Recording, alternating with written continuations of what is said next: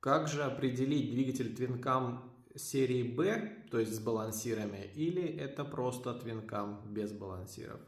Если двигатель Twin находится в раме Softail, значит он идет с балансирами. Если же вы смотрите на Dyno или любой другой туринг с двигателем Twin значит там балансиров нету. Там погашение вибраций реализовано за счет резиновых креплений двигателя.